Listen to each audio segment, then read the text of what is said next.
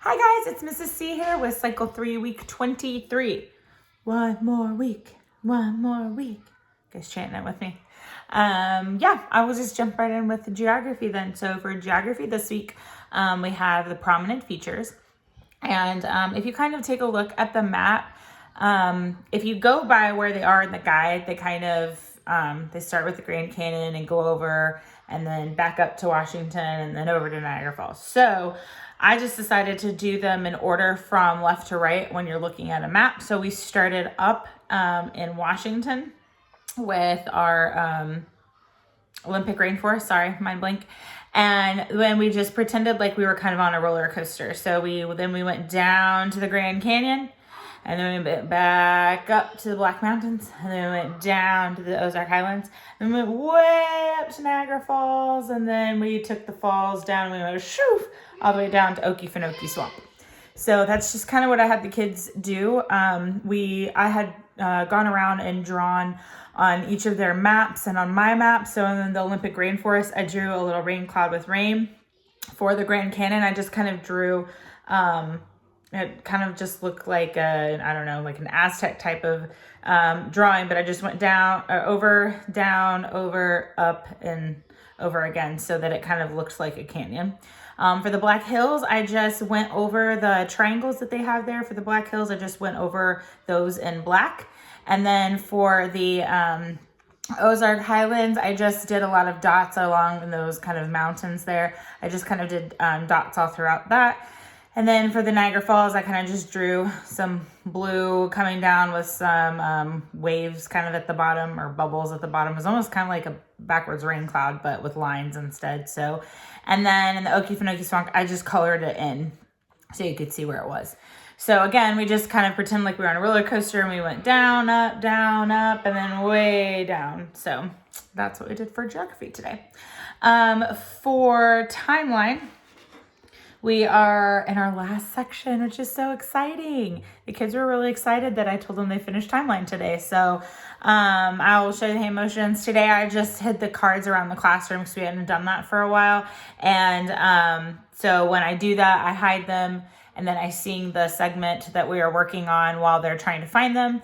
And I have 7 kids in my class, and there's 7 cards, so that works out well. When they find one card, they're supposed to come and sit down so I can kind of see who needs help and where all the cards are. So we have age of information and globalization. So we're just gonna put our keys like we're typing on a keyboard for information. And we're gonna use our hands to kind of make a globe shape. So in globalization.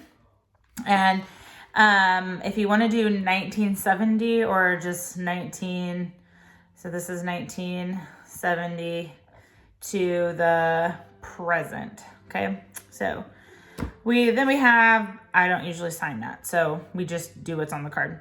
We have Watergate, so you're going to kind of put your hand up, and you're going to peek around like you're peeking around a wall, and you're going to take your fingers like you're a spy, and you're peeking around like this. So Watergate, and then you're going to take those 2 fingers and kind of put them inside your fist and pull them out, and that's the sign for resign. So Watergate, President Nixon resigns. And then we have fall of communism, so just like the fall, so fall, and then we're going to punch up like we have for communism, and we're going to make an E and go over here for Eastern Europe. And then we have European, so we're going to go back over here and bring it together, Union formed. You could also do this, it's the other sign for union that we've done in United. Then we have apartheid, so we were going to break this, we were separated, and now, so separated, and that was abolished. So that's kind of when you get rid of it. Abolished in South Africa. And then we have September 11th, so we're going to make our 2 towers, and they're going to fall, as we say, September 11th. And just remind the kids that we just learned our history sentence about that. And then we have Rising Tide of Freedom. So just like we've done, we've talked about slavery or freedom, we're going to cross our hands like we're kind of bound, and we're going to break free. So as we do it, they say Rising Tide of Freedom a few times. So Rising Tide of Freedom, we're going to do it lower, and then we're going to do it higher. So that is the end of timeline. Congratulations. Especially if this is your first year. You made it through timeline your first year. That's so awesome. So after, wow, British all of a sudden. after we did timeline, we went on to do science because I felt like they needed to move a little bit. So we did Duck Duck Goose for science because we haven't had anything that Duck Duck Goose has worked well with for a while. So what I did is just had the kids sit on the floor. And I kind of manipulate things so that everybody gets a turn to be kind of the person that's tapping, and then everybody gets a turn to be the person that is, I don't want to say gets goose, that doesn't sound right, who we end on and they get up to run around. So every time before they started, I would say, what are some ways Earth's history is preserved? And then we would go around, and as we run around and you tap the heads, we would just say what the different ways were. So we go rock, fossils, ice, tar, amber. And then whoever the last person was, they'd get up and run around. It was their turn. And I would kind of tell them where to start to make sure that a different person got it every time. So that's what we did for science. For math, we did some hand motions that we did when we did the associative law. Is that right? Associative law? Is that the one we did? Or was that last week?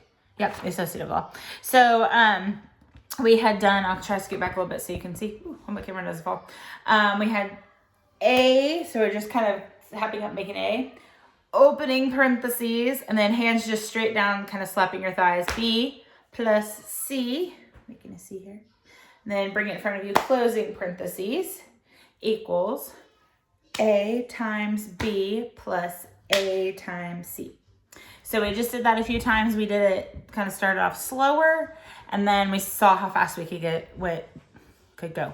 Just like we did a couple weeks ago when we were doing the associative law. So I don't know any cute songs for this, but I'm sure there are some out there. But again, I'm trying not to use songs for everything. So we did our hand motions for that. For English, we kind of referenced one of the science experiments we had done early in the year, which was the patting your head and rubbing your belly.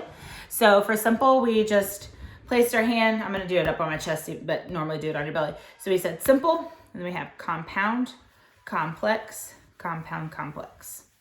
That's what we did for that.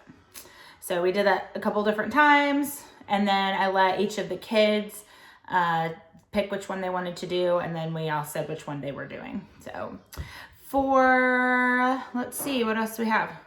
Latin.